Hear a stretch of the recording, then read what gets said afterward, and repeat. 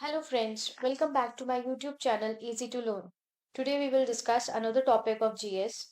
Let's see what the topic is. Dash percent can be taken as the average value for the amount of organic matter that is present at each step of food chain and reaches the next level of consumers. इस question को मैं थोड़ा सा easy way में आपको समझा देती हूँ। क्वेश्चन में ये पूछा गया है कि फूड चेन में जो एनर्जी ट्रांसफर होती है from one level to another level वो कितनी परसेंटेज होती है, कितनी परसेंट होती है? 5%, 10%, 15% और 2%? इसका आंसर है 10%। किसी भी फूड चेन में जो एनर्जी ट्रांसफर होती है from one trophic level to another trophic level is 10% only. ठीक है, बाकी सब क्या हो जाती हैं, वो लॉस्ट हो जाती हैं हीट में। ठीक है,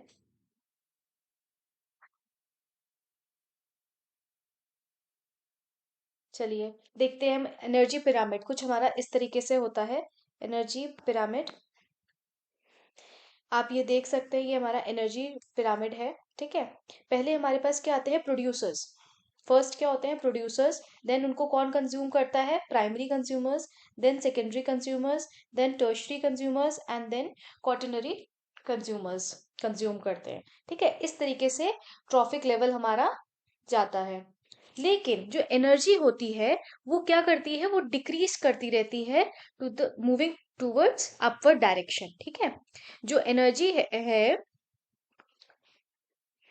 एक सेकेंड, जो एनर्जी है जब हम ऊपर की तरफ जाएंगे तो एनर्जी जो है वो क्या होगी? वो डिक्रीज करती जाएगी। एनर्जी ट्रांसफर जो है वो डिक्रीज करती जाएगी, यानी कि 10% ही ट्रांसफर होगी। अगर यहाँ पर 100% है, प्रोड्यूसर्स पे क्या है? 100% है, तो जब नेक्स्ट लेवल पर जाएगी प्राइमरी कंज्यूमर्स पे तो वो सिर्फ कितनी बचेगी? 10% बचेगी। कितनी बचेगी? सिर्फ 10%। देन वो सेकेंडरी कंज्यूमर्स पे जाएगी तो सिर्फ 1% बचेगी। देन टर्शरी पे जाएगी तो 0.1% बचेगी। एंड देन क्वार्टनरी कंज्यूमर्स पे जाएगी तो 0.01% बचेगी। ठीक है, तो कुछ इस तरीके से जो एनर्जी पिरामिड होता है उसमें एनर्जी जो है वो सिर्फ 10% ही ट्रांसफर हो पाती है from one trophic level to another trophic level. बाकी सब आप देख सकते हैं कि energy is lost as heat. बाकी एनर्जी जो है वो एनवायरमेंट में लॉस्ट हो जाती है। ठीक है, अब नेक्स्ट हम देखते हैं कि फूड चेन कितने टाइप्स की होती है। फूड चेन हमारे पास है दो टाइप्स की। एक तो ग्रेजिंग होती है, एक डेट्रिटस होती है। जो ग्रेजिंग होती है वो हमारे पास एक्विटिक होती है और टेरिस्ट्रियल होती है। टू टाइप्स की होती है। ग्रेजिंग भी हमारे पास क्या होती है? दो टाइप्स की होती है, एक तो एक्वेटिक होती है और एक टेरिस्ट्रियल होती है। जब हम एक्वेटिक फूड चेन की बात करते हैं तो उसमें हमारे पास क्या आते हैं? सबसे पहले तो ये क्या होंगे? हमारे फाइटोप्लैंक्टॉन्स। इन्हें क्या कहते हैं? इन्हें हम कहते हैं फाइटो। आज मेरा जो पेन है वो खराब हो गया है लैपटॉप का, सो इट्स नॉट वर्किंग। इसके लिए इसलिए मुझे हाथ से काम करना पड़ रहा है फिलहाल रिकॉर्डिंग के लिए। सो राइटिंग और भी खराब आ सकती है। Just don't mind it and listen to my words. Okay, तो फर्स्ट एक्वेटिक फूड चेन में सबसे पहले क्या आता है? फाइटो प्लैंक्टॉन्स आते हैं। Phytoplanktons. Then next level, phytoplanktons को कौन ईट करता है? जू प्लैंक्टॉन्स करते हैं। कौन करते हैं? Zooplanktons. Then small fish, then large fish, और लार्ज फिश के बाद क्या आ जाएगा? सीधा टॉप प्रेडेटर्स। क्या आ जाएंगे? Top predators. कुछ इस तरीके से एक्वेटिक फूड चेन चलती है। फाइटोप्लैंक्टॉन्स, जू planktons, small fish, large fish fish और टॉप प्रेडेटर्स। यहाँ पर भी जो एनर्जी ट्रांसफर होगी वो कैसे ट्रांसफर होगी? वो 10% ही ट्रांसफर होगी। हर एनर्जी लेवल पर वो सिर्फ 10% ही रह जाएगी, रेस्ट वो हीट की फॉर्म में रिलीज हो जाएगी।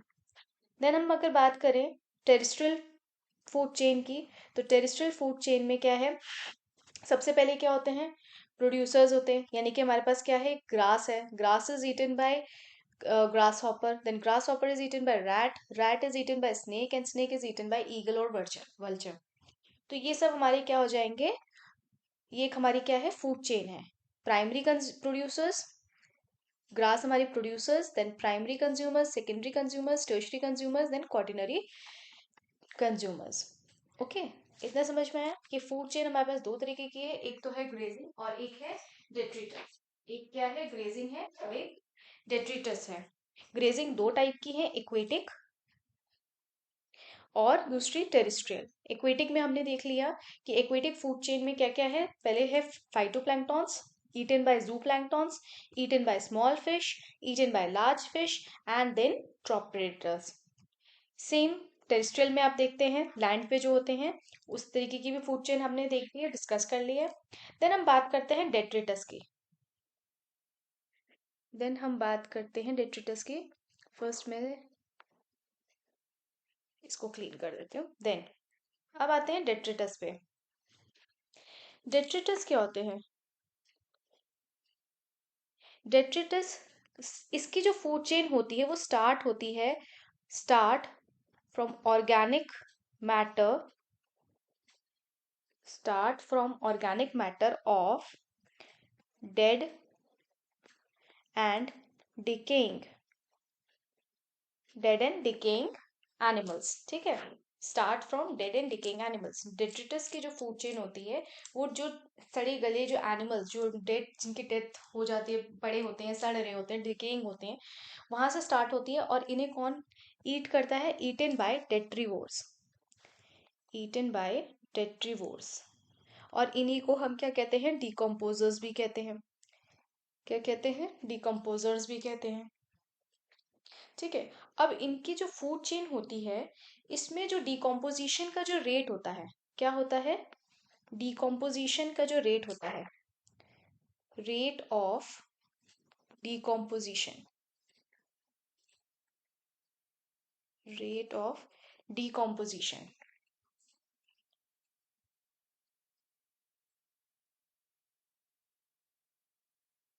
रेट ऑफ डिकम्पोजिशन की बात करें तो जो डिकम्पोजिशन का जो रेट है वो डिक्रीज कब करता है? वो डिक्रीज करता है in the presence of lignin and chitin. Lignin और चिटिन के प्रेजेंस में जो डिकम्पोजिशन का रेट है वो डिक्रीज करता है। और इंक्रीज कब करता है? Increase in the presence of, या फिर जब हम टेम्परेचर क्या करें? बढ़ा दें, टेम्परेचर इंक्रीज कर दें, या फिर नाइट्रोजन की जो मात्रा है वो भी इंक्रीज हो जाए। ठीक है, दो तरीके से डिकम्पोजिशन का रेट क्या होता है, इंक्रीज या डिक्रीज होता है। इंक्रीज कब होता है? जब टेम्परेचर हम बढ़ा दें या फिर हम नाइट्रोजन के अमाउंट बढ़ा दें। और डिक्रीज कब करेगा डिकम्पोजिशन? जब हम लिग्निन या चिटिन की प्रेजेंस होती है। जब लिग्निन और चिटिन की प्रेजेंस होती है तब ये रेट ऑफ डिकम्पोजिशन डिक्रीज करता है। ठीक है, अच्छा, इसमें हम एक चीज और देखें कि ये जो हमने ये जो पिरामिड पढ़ा, ये जो हमने एनर्जी पिरामिड पढ़ा, ये कैसा होता है? ये यूनिडायरेक्शनल होता है। कैसा होता है ये यूनिडायरेक्शनल होता है, यानी कि सिर्फ एक ही डायरेक्शन में जाएगी एनर्जी। ऐसा नहीं है कि यहाँ पर चली गई और फिर वापस आ गई। नो, इट्स डायरेक्शनल, सिर्फ एक ही डायरेक्शन में ये ट्रांसफर होता है। ठीक है, और दूसरा कि इसकी जो एनर्जी लेवल जो ट्रांसफर होती है वो सिर्फ कितनी होती है? वो 10% ही एनर्जी ट्रांसफर होती है, इससे ज्यादा नहीं होती है। ठीक है, और एनर्जी लेवल जो है वो ऊपर जाने पर क्या होता है? डिक्रीज करता है। एनर्जी जो है ऊपर जाने पर वो क्या करती है? डिक्रीज करती है, क्योंकि जब एनर्जी ट्रांसफर ही कम हो रही है, हर 10% कम होती जा रही है वो लेवल्स में, तो फिर एनर्जी भी कम ही होगी। ठीक है, तो लेट्स रिवाइज, हमने क्या क्या डिस्कस किया कि किसी भी फूड चेन में जो एनर्जी ट्रांसफर होती है एक लेवल से दूसरे लेवल पर, वो कितनी होती है? 10% होती है। ठीक है, ये हमने एनर्जी पिरामिड पढ़ा। Producers, then consumers, then secondary consumers, tertiary consumers, and then quaternary consumers. यहाँ पर एनर्जी हमारे पास कितनी है? 100% है। यहाँ से जब हम प्राइमरी कंज्यूमर्स पे जाएंगे तो 10% हो जाएगी, सेकेंडरी पे जाएंगे 1%, टर्शरी पे 0.1%, एंड देन लास्ट में जाएंगे तो 0.01% एनर्जी ही रह जाएगी। Rest all is rest rest all is lost in energy as heat. Rest all energy is lost as heat. Okay. Then हमने पढ़ा फूड चेन। फूड चेन दो टाइप की होती है, एक तो होती है ग्रेजिंग और एक होती है डेट्रिटस। ग्रेजिंग भी दो तरीके की होती है, एक होती है एक्वेटिक और एक होती है टेरिस्ट्रियल। एक्वेटिक फूड चेन अगर हम बात करें तो एक्वेटिक फूड चेन में सबसे पहले क्या होते हैं, phytoplanktons, then zooplanktons, then small fish, large fish, then top predators.